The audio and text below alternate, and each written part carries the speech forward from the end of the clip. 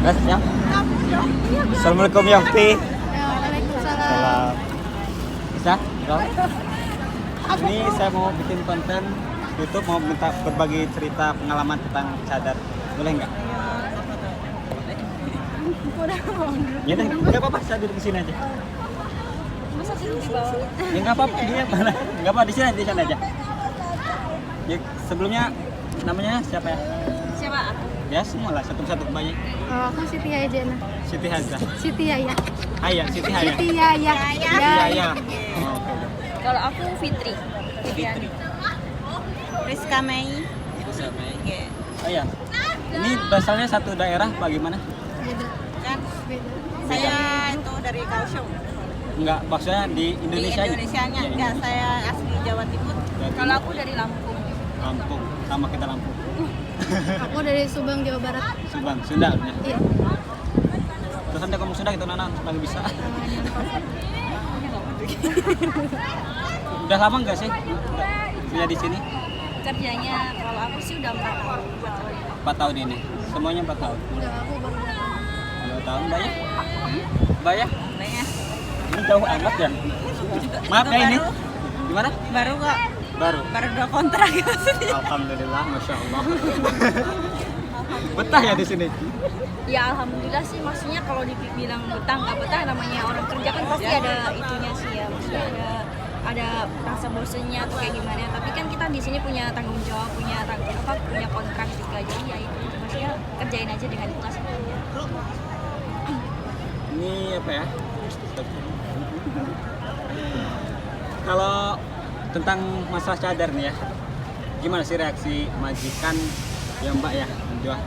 Gimana reaksi majikan lihat sampean lah Kalau pakai cadar? kalau majikan sih tergantung ya, tergantung majikannya.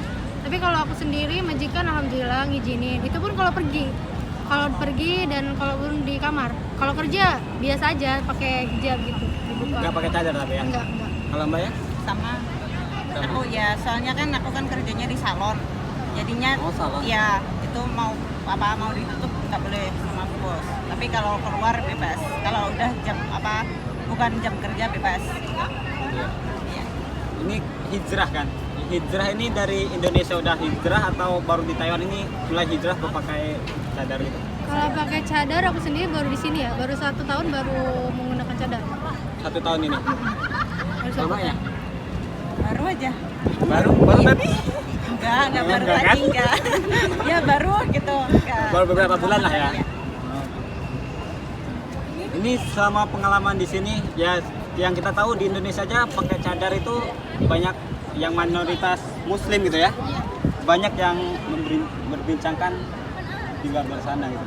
Apalagi ini di sini yang minoritas Muslim. Gimana sih pengalaman di luar lapangan gitu?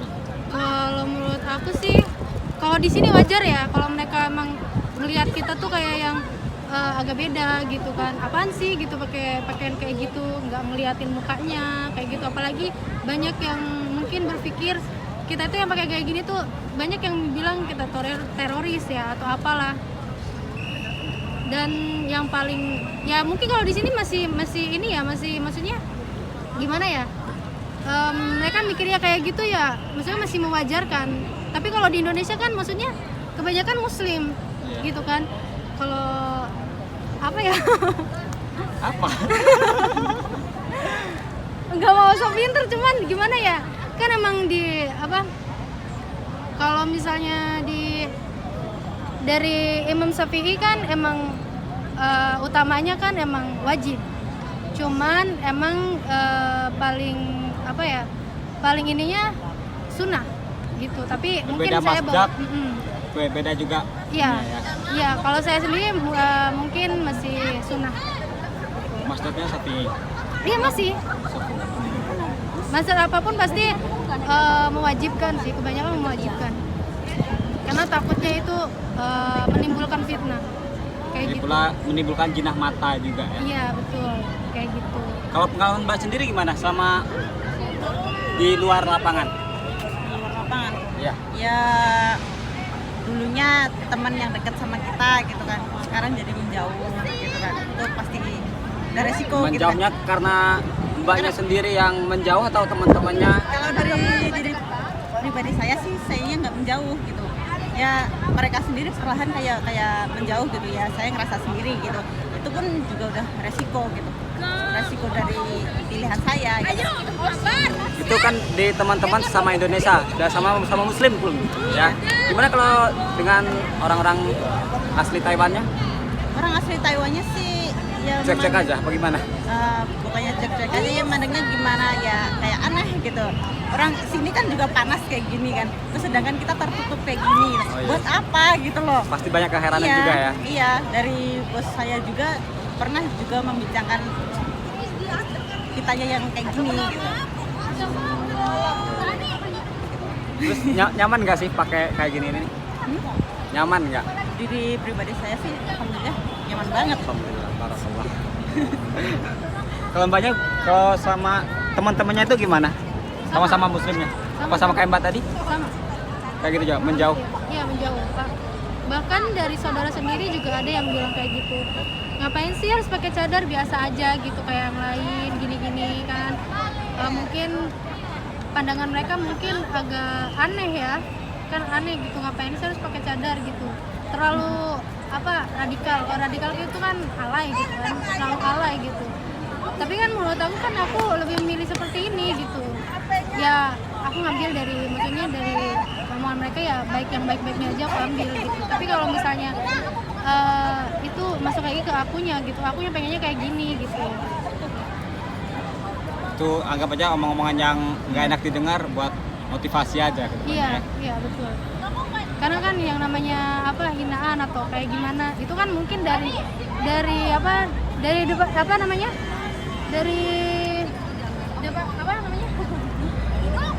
cuman depan lidahnya doang gitu, nggak bener-bener dia. Kalau misalnya dari kekerasan atau gimana kan kita maksudnya beda lagi ya, kan maksudnya dari lidahnya mereka doang gitu, mencaci atau kayak gimana kayak gitu. Kalau nih maaf nih ya, kalau di rumah majikan itu kan banyak yang cerita, iya nggak sih kalau di majikan itu ada yang sholat kadang nggak boleh atau gimana? Iya. Pengalaman mbaknya sendiri? Kalau aku dulu pas di Taipei ya, itu kan punya majikan emang mereka tuh emang bener-bener ini banget ya, nggak suka lah gitu. Bahkan keluar aja nggak boleh. Aku aja setahun itu cuma sholat tiga kali. Setahun 3 kali, itu pun tanpa pengetahuan mereka, sembunyi-sembunyi lah kayak gitu. Terus itu pun sholatnya itu di depan kamar mandi. Soalnya di depan kamar mandi? Iya. Nggak di kamar? Enggak. Itu aku doa aja dibilangnya kamu tidur ya gitu. Tapi ya qadarullah-nya alhamdulillah dari itu cuma 1 tahun Pindah majikan? bisa pindah, iya. Dan majikan yang baru ini? Alhamdulillah bisa 5 waktu bisa. Dan dia kayak agama saya Iya. gitu ya? Iya. Tapi mungkin ada sedikit yang risih mungkin ya, ngapain sih harus pakai cadar gitu, biasa aja. Ngapain sih harus pakai hijab gitu kan, panas gitu kan. Kita kan kerja keringetan atau gimana gitu. Tapi ya buat aku ya masuk ya kayak gitulah. Masuk telinga kanan keluar telinga kiri gitu. Iya, kayak gitu. Ya kan masuk panas-panas ya di sini lebih panas neraka gitu. Terus sih. Kalau pengalaman mbak sama di rumah majikan itu sholat 5 waktunya gimana? Masih terjaga atau gimana? Oh, kalau waktunya kerja gitu, waktunya kerja ya kerja. Jadi kita kalau mau sholat gitu ngambil waktu istirahat gitu. Jadi kalau aku sendiri sih di tempat kerja yang ini, waktu sholat zuhur pun juga kadang kebagian, kadang enggak, kadang juga di kodok gitu juga kan. Kalau waktu maghrib juga nggak pernah kebagian, soalnya di tempat kerja gitu, jadi di kodok gitu. Di foto Iya. gabungin sama Isya gitu. Tapi terus kalau puasa itu sama bos sih nggak boleh. Jadi boleh. ya Jadi sembunyi-sembunyi, mau puasa pun sembunyi-sembunyi. Sebelum ntar kan bos pasti bilang, kamu udah makan belum gitu? Itu gimana? Hah? Ya kadang juga tanya, kadang juga enggak gitu. Soalnya kan nggak selalu sama bu bos terus gitu. Dari aku sendiri kan kerjaan juga kadang salon itu pelanggannya kan banyak banget gitu, jadinya kan makan pun juga harus nyari waktu sendiri gitu. Jadi istirahat pun juga nggak tentu, makan juga kita harus cari waktu sendiri gitu. Kalau mbaknya? Tempat aku bekerja gitu. aku datang ke sini aku udah ngomong kalau aku tuh punya agama Islam, terus di tempat aku tuh ada sholat. Kalau di tempat mereka kan itu sholat nggak tiap hari, mungkin pas acara-acara tertentu baru sembahyang. Nah, terus kalau aku bilang kalau tempat aku tuh sehari bisa 5 kali, ada yang lebih, maksudnya kayak sholat malam gitu juga ada. Terus majikan aku sih nggak apa-apa, nggak masalah. Yang penting misalnya kalau kamu mau sholat mending ngomong dulu gitu, biar nanti neneknya juga kan kita jaga orang tua, takutnya nanti kalau pas kita sholat kita nggak ngomong sama dia nyariin apa dia mau kemana kan, teriak-teriak gitu. Yang penting ngomong dulu sih, kalau yang lainnya sih nggak masalah, dia ngizinin. Masalah puasa juga dia tahu, paling cuma bilang emang kamu nanti nggak lapar apa kayak gimana, cuma kayak gitu. Tapi kalau yang lain sih alhamdulillah majikan nggak pernah kayak masalah ini. Ya apalagi orang di sini kalau dengar orang puasa nggak makan satu hari aja, Iya, hari aja kayak nanti, takut mati gitu nanti ya. kamu kan kerja jaga orang Iya. tua, emang nanti kamu punya tenaga gitu pasti. Karena saya pengalaman pribadi saya kalau puasa di pabrik juga bilangnya kayak gitu, takut mati loh nggak makan. Iya, kalau orang sini emang kayak gitu, takutnya nanti kamu emang punya tenaga kalau jaga orang tua harus gendong kayak gini. Tapi kan kita udah jelasin, maksudnya kita dari kecil umur segini aja udah dilatih buat puasa gitu. Jadi ini udah biasa, jadi nggak apa-apa, nggak perlu takut. Majikan sih alhamdulillah dia cukup ngerti. Oke, pertanyaan terakhir nih ya. Pertanyaan terakhirnya buat mbaknya yang bercadar, ini mau dipertahankan sampai pulang ke Indonesia, di Indonesia masih pakai bercadar kah atau sama di Taiwan ini aja?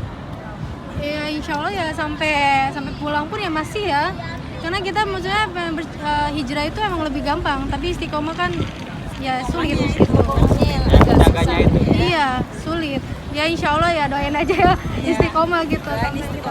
Karena kan kalau hijrah mungkin setiap orang itu bisa ya, tapi buat mempertahankan di jalannya itu kan emang nggak gampang gitu. Jadi minta doanya aja, mudah-mudahan semuanya bisa tetap istiqomah. Dan masyarakat di Indonesia pun bisa, mau menerima kita, kan kebanyakan kan masyarakat di lingkungan juga nggak mau Ya gitu mungkin kan. kayak orang ngeliatnya Kebanyakan kayak gitu. kenapa sih mesti kayak gitu banget Iya. gitu ya. Ya apalagi kan pasti kan orang-orang rumah nih, jangan kan orang lain lah, tetangga sendiri pun atau saudara sendiri. Iya. Pulang kita berangkat ke Taiwan nih kerja belum bercadar. Nah kita pulang alhamdulillah dikasih hidayah gitu kan, bisa hijrah pakai cadar segala macam. Pasti kan banyak yang bilang ini itu gimana tanggapannya nanti? Kalau aku sendiri dulu pernah di apa sih namanya, ya maksudnya ngapain sih gitu harus pakai cadar, biasa aja. Tapi menurut saya sendiri gitu, ya ini pilihan ya cuma minta doanya aja, biar ya bukan cuman hijrah doang, cuman hanya menutup doang gitu, tapi bener-bener istiqomah gitu sampai nanti gitu. Ya ini kan pasti ngomongnya kan lewat telepon kan? Apa udah pulang titik? Nah, belum pulang. Berarti ngomongnya kan lewat telepon? Iya, telepon. Ya gimana menghadapinya kalau kita hadapan depan muka gitu? Atau mendengar omongan tetangga yang kurang enak didengar? Ya menurut ya sama aja ya, karena majikan juga begitu. Iya, apalagi yang di sini kan ya, ngelihat kita juga aneh gitu. Apalagi yang di rumah. Menurut saya sendiri, saya orangnya kan nggak peduli gitu. Terserah orang mau ngomong apa. Karena apa sih, omongan mereka kan cuman sebatas di lidah aja gitu. Ya itu juga sebagai apa ya namanya, ujian buat kita gitu, niatnya kita itu sampai mana gitu. Gini aja ya, apa namanya? Kayak di sini aja yang mayoritas non muslim kita bisa menjaga dan menghadapi omongan yang nggak enak didengar, apalagi di Indonesia yang mayoritas muslim, masa ya dia nggak ngasih toleransi sama sekali gitu. Iya, tapi menurut saya sih mungkin bisa menerima, karena sekarang udah banyak yang menggunakan Orang cadar. Indonesia juga sekarang udah banyak, maksudnya yang udah mulai ikut kayak apa ya, kayak pengajian, kayak dakwah gitu, dan udah banyak sebagian yang apa sih, maksudnya kayak anak-anak muda juga itu ikut kayak pengajian, terus banyak yang udah mulai kayak berhijrah gitu. Jadi insya Allah sih maksudnya apa ya, kayak menerimanya juga kayak gampang gitu ya maksudnya. Insya Allah sedikit-sedikit bisa menerima gitu. Mudah-mudahan ke depannya terjaga, akhlaknya baik, cadarnya sholat tetap nyatu di dalam imannya. Mudah-mudahan cadarnya bisa menjaga dari panasnya api neraka. Amin. Insya Allah. Ya mungkin kita nggak bisa, maksudnya kalau mungkin kita pakai cadar ini mungkin belum bisa jadi lebih baik ya. Tapi dengan cadar ini mungkin bisa kalau misalnya temen yang ngajakin kita kesana yuk, sesuatu yang nggak baik gitu ya kan, ya mungkin kita mesti ngerasa malu kan, kita pakai ini gitu. Kita malu sama apa yang kita pakai sendiri gitu loh. Tapi kan kita bisa menolak dengan secara baik juga. Iya bisa kayak gitu. terima kasih banyak kan udah mengganggu waktunya berbincang-bincang tadi santai. Makasih ya Mbak ya. Ya. Ya, mudah-mudahan kedepannya lancar sampai pulang sukses. Udah kan? Makasih ya. Ya.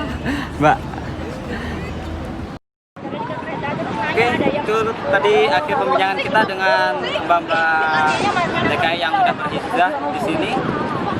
Dan mudah-mudahan kita bisa ambil hikmahnya dan buat kalian yang belum hijrah bisa mengikuti semua yang dia lakukan di sini. Karena semua itu sudah ajaran agama kita Islam. Saya akhiri wabillahi taufiq wal hidayah. Wassalamualaikum warahmatullahi wabarakatuh.